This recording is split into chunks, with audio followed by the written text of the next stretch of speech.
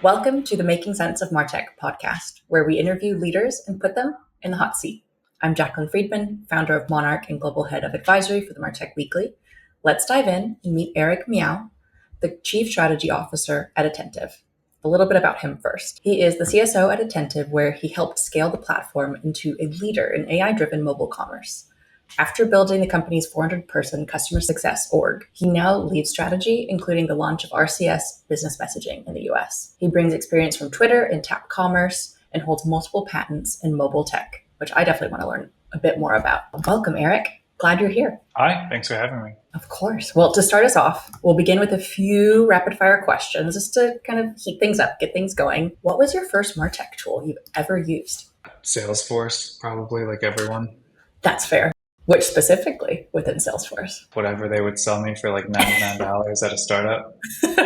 Understood. Okay. What is your most favorite recent campaign that blew you away that's not from Attentive? There's the best wine store, I think, in New York is Flatiron Wines. And I got to know the head of them, and their email marketing is actually phenomenal. So maybe that's a boring answer, but you should definitely check it out if you have not before. I will. And we already kind of before recording talked about how much I love Flatiron and used to live there. So I will definitely be checking it out. Okay. Fill in the blank. RCS will do for messaging what blank did for e-commerce. PayPal.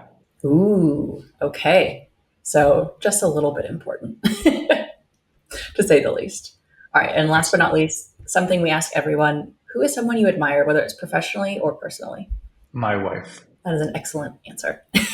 She is amazing. All right, just to kind of set the stage a little bit, I know I've asked folks, and the hot topic that we're going to really focus on is RCS. But a lot of people have no idea what those three letters stand for, what it actually means. So for those less familiar, what is it exactly? And get into more details after. Yeah, so it's basically, there's SMS, which is text, there's MMS, which is images. RCS is, I think technically it's rich communication services. Basically, it's the next standard. So it's the next generation messaging standard.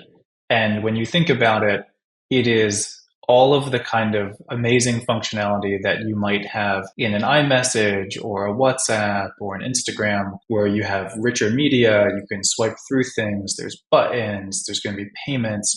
It's all of that brought into the actual messaging app because it's a new kind of standard. That's super helpful. It almost feels like the super app without having to leave your own messaging platforms that you're already leveraging. Is that fair to say? Yeah, it's a way better framework and template. I think the most useful way of thinking about it. Super helpful. What do you particularly see as like the signature features that will be complete game changers for marketers, since this is technically not a new channel, but maybe a new medium through which the channel gets to be delivered? Yeah, so it's the richness in terms of what you can show is sort of one side of it. And then what you can get back from people is the other side of it. And so in terms of what you can show, today in MMS, for anyone who's not super familiar, it's a very limiting kind of thing. It's a certain file size, which is quite small. It's a certain sort of, image dimension. RCS can have full video, full bleed, rich, beautiful video that plays for 30 seconds, a minute. It's much, much, much stronger.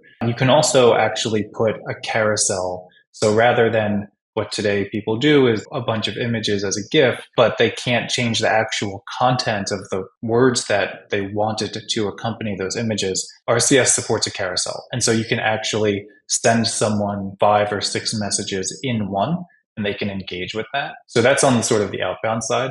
On the inbound side, I can actually ask you what you want. So I can ask you and suggest replies back to you so that you do not have to kind of guess what I want to know from you. You can just easily tap that to reply.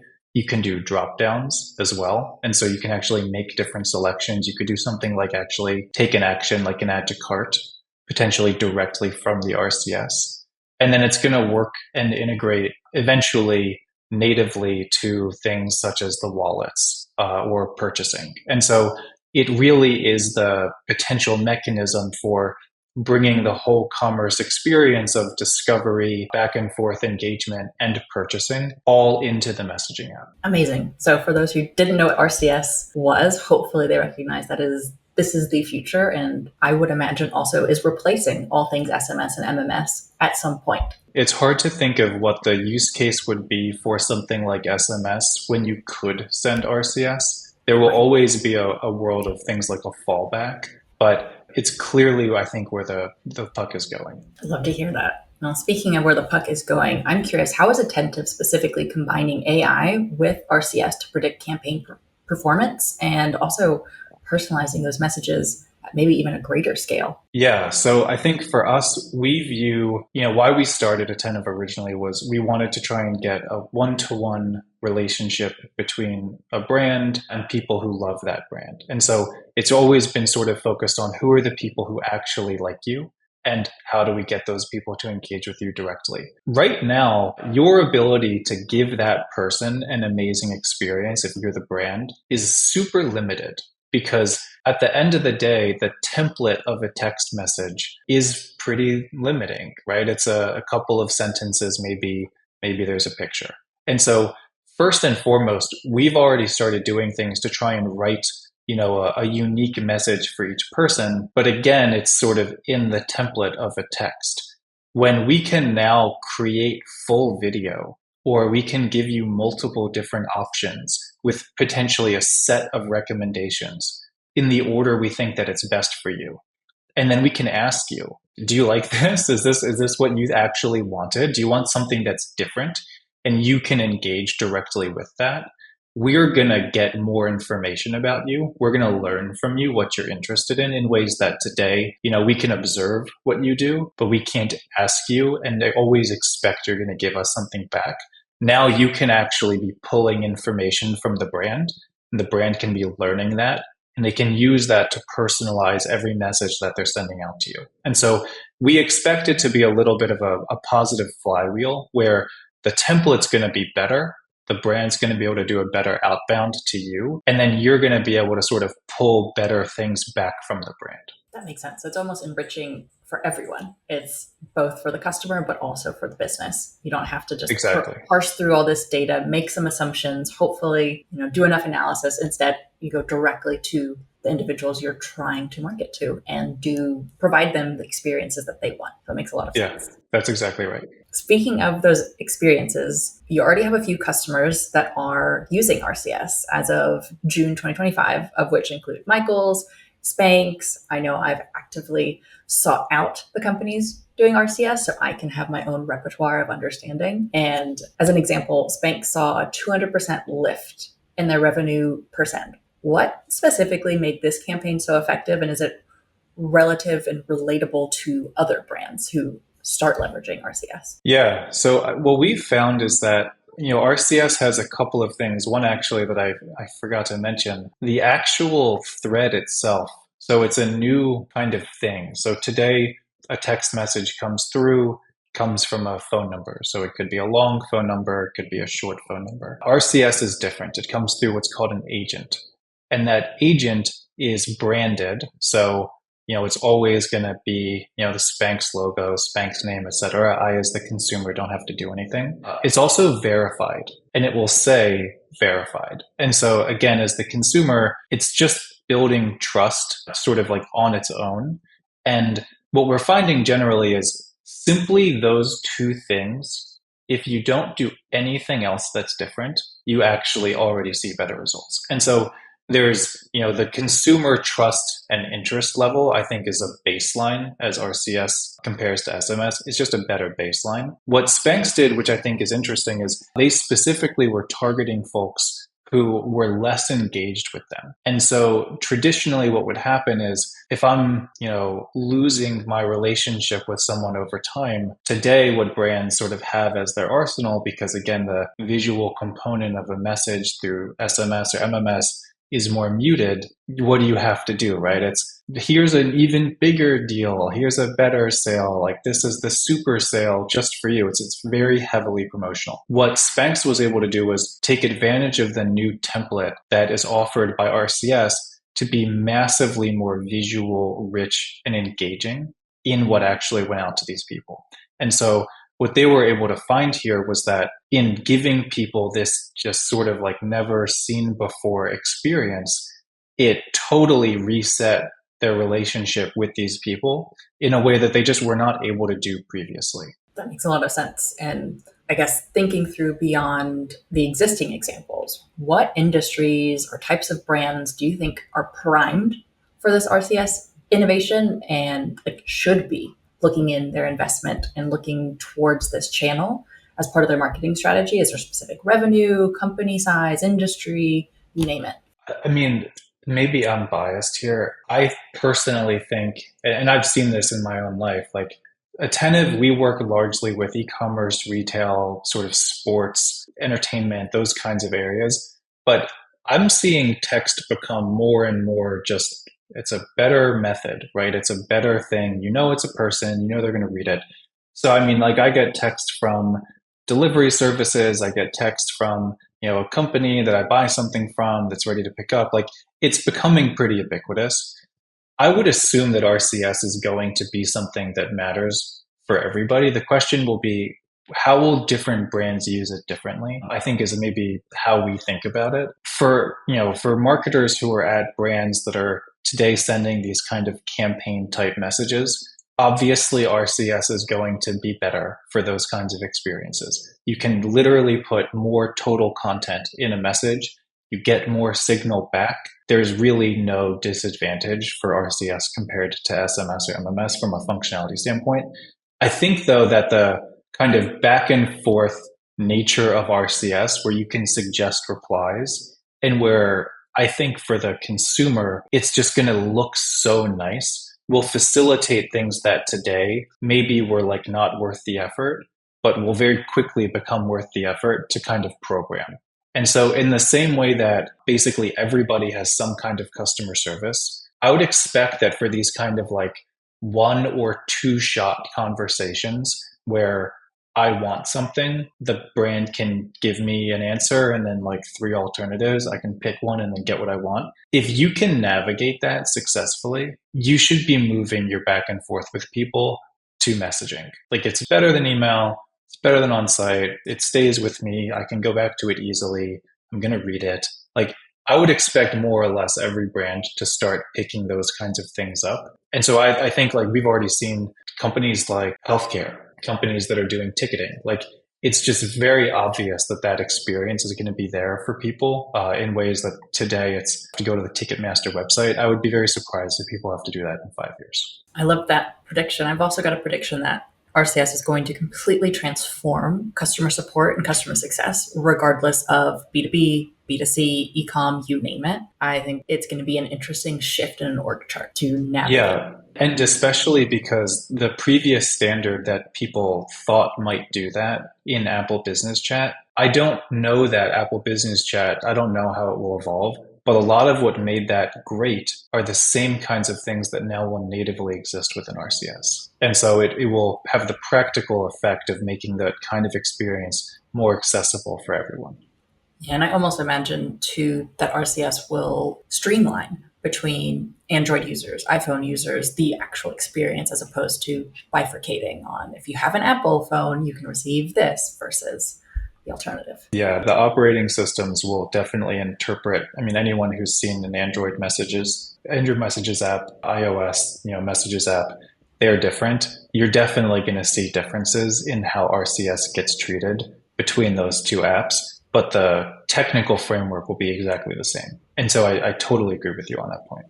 That's exciting from a brand standpoint. You can really ensure your design and the look and feel will be spread across every platform. So speaking of mobile phones, the carriers for about a year plus since I've been following the future of RCS slowed down the rollout and were the original blockers for every platform out there that I've spoken to, particularly looking at you at Verizon from my experience and hearsay. What were the biggest hurdles you and the team experienced for adoption from them? Was it the tech itself? Was it compliance? Was it the carrier? Was it consumer trust? What was the blocker in your experience?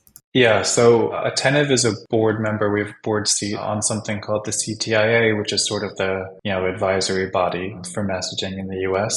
So as we're friends with the carriers and we love them very dearly. I think what I would say would be there is rollout process where the RCS as a standard is actually owned by Google. And so Google RCS is not new to the world. It's really new to America. And so Google has partnered really successfully with all of the kind of global carriers, hardware manufacturers, et cetera. And so they have a lot of experience in rolling this out. The partnership has been that in the United States, ultimately, just because of how things have evolved here, the carriers have to kind of let it onto the phones. And so there's been a process by which they do that. I think Verizon actually ended up going first, and then T-Mobile and AT&T followed. And then separately and sort of happening at the same time, iOS had to support RCS. And so RCS has already been a thing within the sort of Google world. iOS had to support it. And then when they did that, then people had to upgrade to the new one. And so more or less now, most people in the US actually can get RCS. You've probably seen this. If you have a friend who's on a different kind of phone type than you will see it will sometimes flip between RCS, SMS. The biggest adoption I would say right now is getting these agents is not easy. So there's a long established process for getting a short code, getting a toll-free phone number. If you want to get one, you can get one. There's an application process. It is what it is. For the RCS agents, there's a different provisioning process. And so we've been working really closely both with the carriers and sort of the provisioning process, but also with brands to line up the brands that everyone is really excited to see adopt the technology. And so it's not the case right now that any brand can get an RCS agent if they want one. It's still being gate kept a little bit more, but that's speeding up. And so we are excited to kind of work with both sides to facilitate that. And then I think on the consumer side, consumers actually have it. They might not realize necessarily that they do have it, but most consumers on most phones actually do now have RCS. What will follow is a process by which the bigger brands probably end up being the ones that lead the way. And as they do that and everyone gets comfortable with the process, they'll open up the floodgates a little bit for everyone else. For sure. That was one of the gatekeeping moments I've heard through the carriers of it has to be a well-known brand. They have to prove it's actually worthy. And so I'm very curious how that continues to evolve through adoption and folks coming on board. So I'm glad you guys are in the know and also on those advisory boards or on the boards. And so I'm very curious just how this whole space works out. And I also kind of predict the carriers will eventually go away because Google does, to your point, own the infrastructure. And I know it's a point of tension with the folks I've spoken to behind the scenes. I don't purport to be an expert in telecommunications. I think what I would say is carriers have been around for a long time. They're very powerful. They are very, very, very involved in this process. And I think the partnership between them and Google and Apple is what's going to make RCS successful. But at the end of the day, I do think that sort of process here is going to be making sure that it's a consumer-led process. Again, sometimes we can all lose track of the carrier's ultimate customer is you and me paying our phone bill. That's the customer. And we have to be happy. And so the carriers will ultimately do what's right for us as consumers. And so I think for that reason, they will maintain a strong perspective and a lot of influence on the process. That's very fair. So speaking of just for the industry at large, as we're really starting to see the ushering in of more brands adopting RCS, how can we prevent this channel from just becoming another noisy one that is leading to message fatigue, consumer burnout? What are you anticipating within that space? Yeah, so when we started Attentive in 2016, some very early prospects and customers of ours would ask us, if everyone starts doing SMS marketing, won't this just become email? Won't there be infinite SMS? And our answer at the time, which I stand by, is God willing, we're so successful that every person in America gets text. That would be amazing because I think we all look at email as a channel that matters. Bad actors outside of brands and marketers, now most emails that are being sent are not by marketers, right? It's by, bad actors. And so you've seen all of the mailbox providers have to shut that down. I think what happened with SMS is probably a good indication of what's going to happen with RCS. That didn't happen really with SMS to the degree that it ever happened with email for a couple of reasons. One is cost. Sending a text, much, 2 orders of magnitude more expensive than sending an email. And so if I'm a spammer, it just doesn't pay. So that was good. Two, a lot of filtering happening because you again have a few choke points in the ecosystem. There's only a few carriers. There's only a few people who are allowed to send messages to the carriers. So it was relatively easy for people to look at email and say, hey, let's learn from that and make sure that we do our own filtering. We also don't give out phone numbers to anyone. So, anyone can get an email address. Not anyone can get a short code, right? And so you actually have to go through this process. And so you didn't see a lot of that stuff happen. On the marketing side, I think what you have seen for sure is that more and more companies have started to do it. What you have found also at the same time is that what happened with apps is happening with text, where, and this has been a long trend. My background before Attentive was in the mobile app sort of advertising space. Most people only use like 8 to 10 apps really in a day. You might use ones for a minute or so, but like really the ones you actually use and care about is a small handful. Be very discerning about where you spend your time. For SMS, same thing has happened. Most people are not signing up for like 15 SMS programs. It's 3, 4, 5. And so what I think happened with SMS is likely to play out for RCS, which is there's a little bit of like this kind of, race to own the customer relationship and make sure that if I'm, Skechers, I know who I'm selling to and I know who else is trying to sell to my customer. And like my job is to get that person engaging with me and not engaging with somebody else. And so you're going to definitely see that because I think on the consumer side, if I don't engage with you, I'm not worth reaching out to because it's not free the way that it is for email. And so you're going to see a little bit of that kind of like just economics play out. I also think, just my personal opinion, RCS is going to make it clearer who is actually worth messaging because you're going to start to get things like read receipts. You're going to start to get additional signals coming back. And so if I'm a brand, I may not have to guess, oh, Eric, I saw him make that purchase that one time and like maybe he's lurking. Maybe I should keep messaging him. RCS will help us get a better understanding of like, no, he's out. I should stop. And so I think you'll actually see that the signals that brands get lead to potentially smarter targeting on their behalf. I like the sound of that future. Fingers crossed it plays out that way. We've kind of talked through how this got turned on in the US finally for not just Apple as an OS for everyone, but this has been around for a long time. How does the US compare globally in terms of RCS adoption? Is there a difference? Are we way ahead? Are we way behind? Who is the clear winner at the moment? I'll have to check, but last I'd heard from Google, I think we actually are now number one. So I think we went from like not doing it to pretty much having everyone be able to do it basically over like a period of 6 months. So Impressive. again, you're sending them to me and I'm sending them to you and like we may not even know it.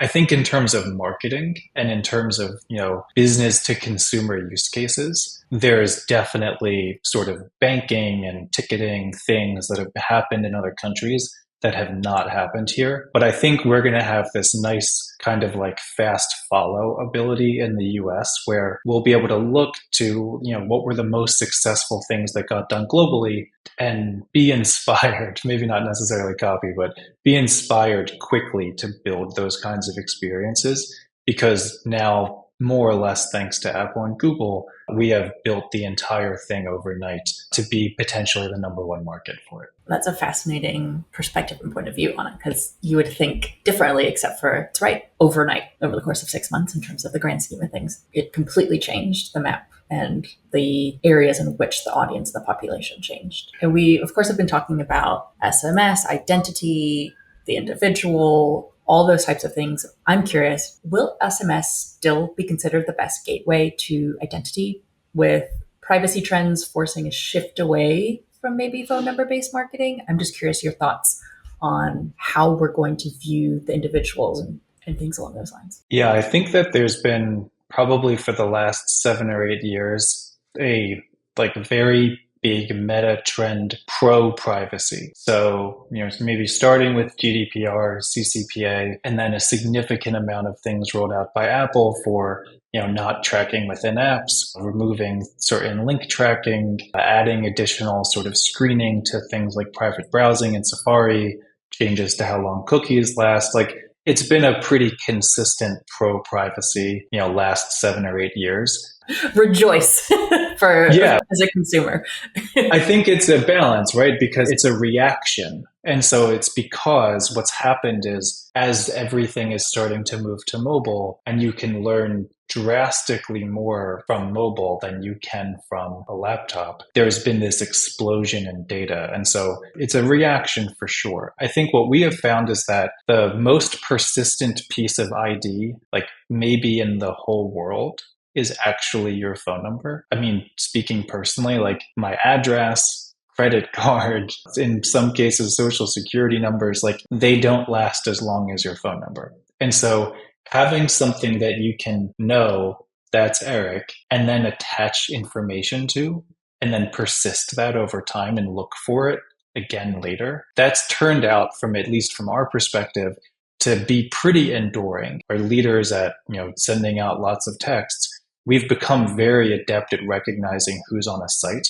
I would be pretty surprised if something like RCS radically changes that because you're still going to be attaching all of that information back to a phone number. I think what you will find is that people will actually start to leverage the information more that you can get through a phone number, and then also want to connect what you can get to a phone number to other pieces of identity. And so, an example that we find all the time is for folks who run their email programs with Attentive, brands are very excited to be able to apply information they had on a phone number to information they have on an email address by putting that together and saying, oh, that's actually just one person, because you're taking a data poor piece of ID, which is an email address, and then adding a lot on top of it by connecting it to a phone number. I think you'll see more things start to try to connect to phone numbers actually for that reason. That's super interesting. I wonder how much of that will shift for B2B, which is traditionally not really leveraging, we'll say SMS, MMS, now RCS. But to the point of what you're referring to in terms of data,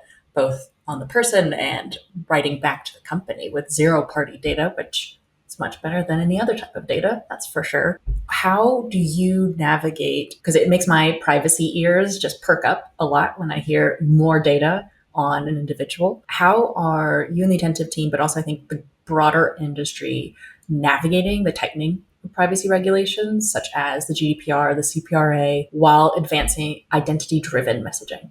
Yeah, I mean, a lot of it comes down to just not having to guess things. And so, again, what is the reason why brands are trying to collect all of this information? At the end of the day, they're just trying to help get the right thing in front of you. I might sell 10,000 things, 3 of them are right for you. If I can't figure that out, I'm going to waste my money and your time. And so a lot of why people are trying to collect this data is to actually get the right thing in front of a person. You can now just ask them, what do you want? What are you shopping for? Where are you? What is your interest? And when someone actually just, by the way, consumers want you to ask them and they want to tell you, because I think people have started to wake up to like, I'm living in a little bit of like a surveillance state for the purpose of trying to guess something I would be perfectly happy to just tell you myself and like get my privacy back. And so I think people want to be asked. And so I think RCS is going to allow you to just say, hey, thanks for signing up to Skechers. Like,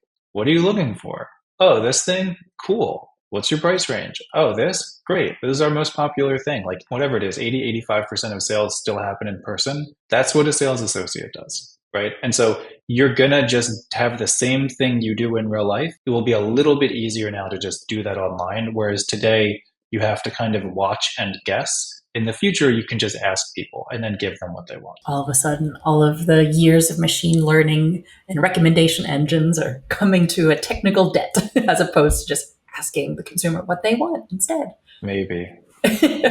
Fingers crossed. I don't know. I'm a little biased. How do you foresee this also impacting and disrupting ad tech giants and third party tracking? If we know exactly what you want, we maybe don't need that recommendation engine, traversing all the different channels and platforms. Yeah, I think I mean, our last company before starting Attentive got bought by Twitter in 2014. So I saw a little bit of the consumer side. So again, there's a few companies that have made most of the super popular apps that people use, right? Google, it's Meta. So it's a short list.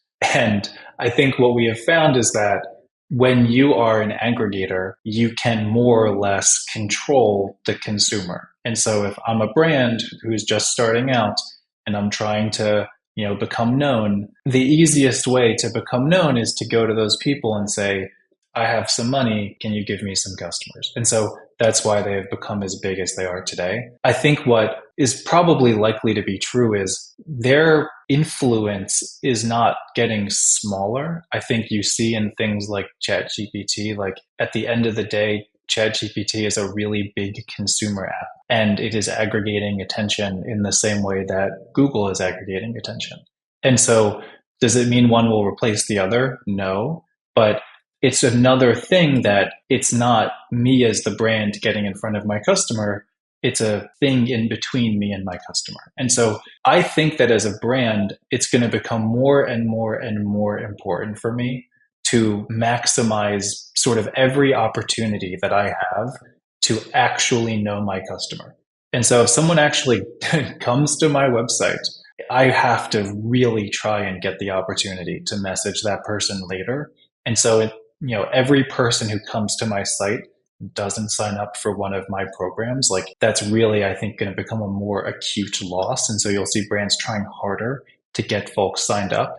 And then when someone signs up, actually learning what they want is going to be so important. Like, I don't necessarily know that I can speculate on, how will tracking change because there's a small set of companies that have a huge influence in that.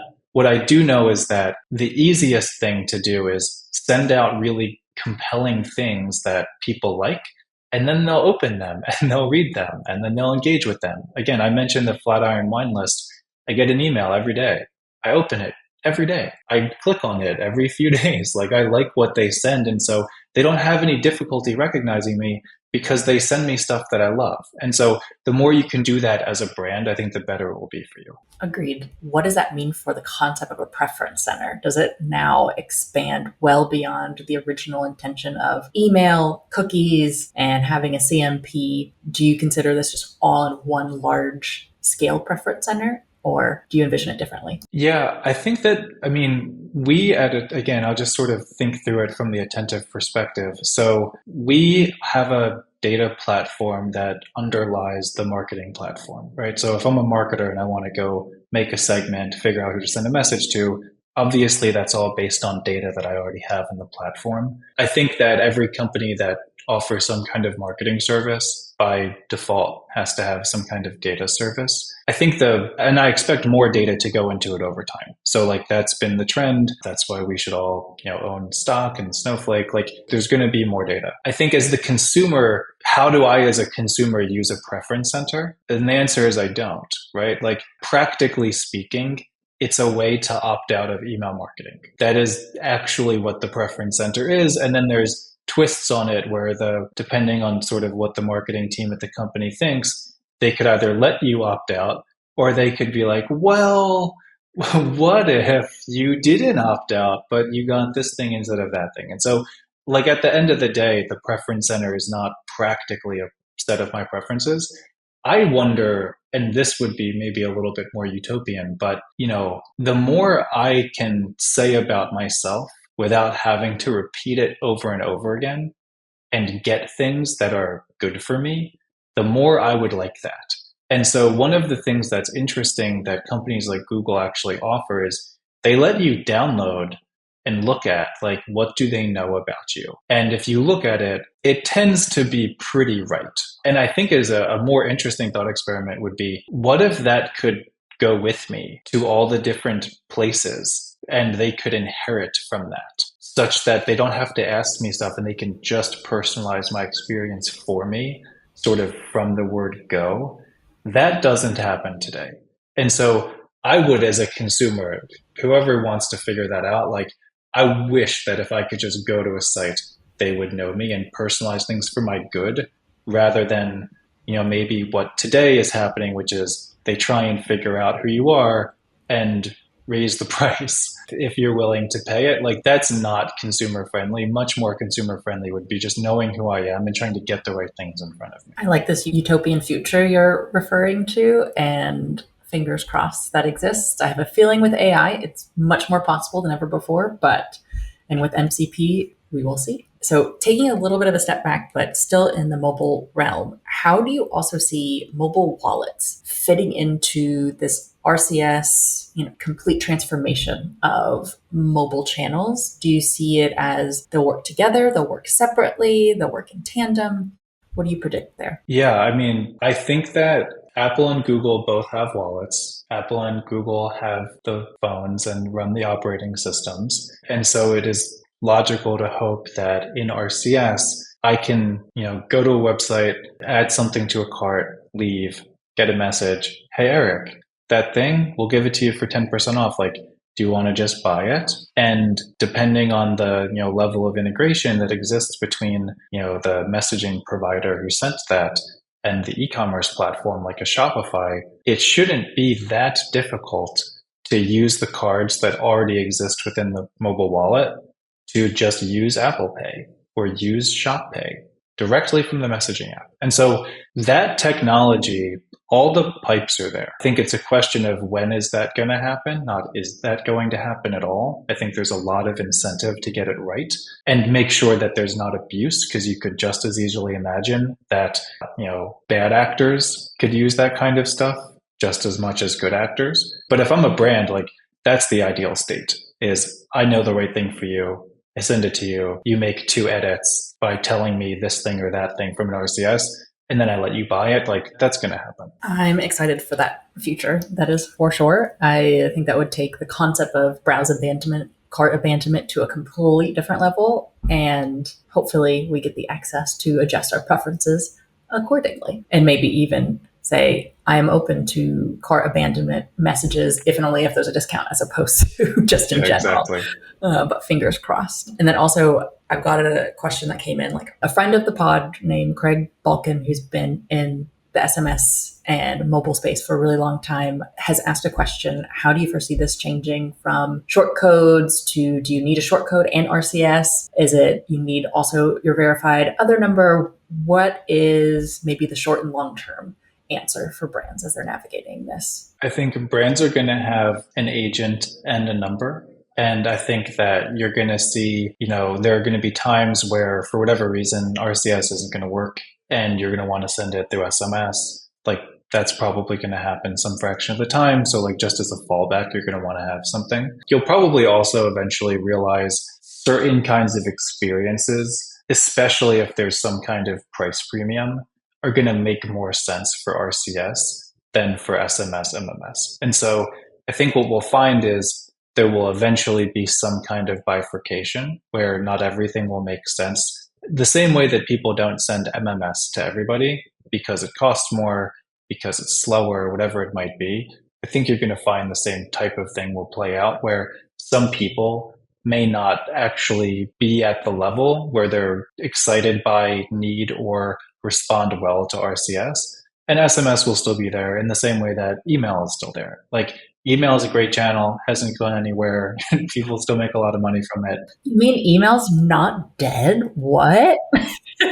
It's alive. The funniest slide that Attentive ever made was in our very first deck in like 2016. We had like a broken phone and it was like, email's dead. And the first person we showed that slide to was like, I'm the email marketing manager at How this dare company. you? Like, I don't think email's dead. And we were like, did we say dead? We meant email's awesome. And so I do think the same thing is going to happen with SMS, where it's not going anywhere. I think RCS will be amazing. It'll find its place. SMS will not go to zero. Yeah, I'm hopeful it just we're able to remove the bad actors, the spam texts, and there be more just overarching hurdles so that we can learn all of the lessons we haven't learned in the past 30 years across email, where 99% of all emails that meet the gateway are spam. And so if you're one of the not only law abiding, but actually providing marketing to individuals who have consented to receive it, to make it less hard for them. And when you're that 1% of traffic, it's easy to fall into the spam bucket. So I'm very curious how these things are going to be governed. And when someone does something wrong in RCS, what will be those longer term ramifications? We don't know yet. Yeah. It'll have a governing body and a gatekeeping body the same way SMS does. And so I think in the same way that for toll-free numbers and for long codes, you see all of the, messages you didn't necessarily want from your local politician, you don't get those from short codes. You have to apply to get a short code. It costs money every year, it costs money every month. Like, it's not worth it, and you can't get it anyway.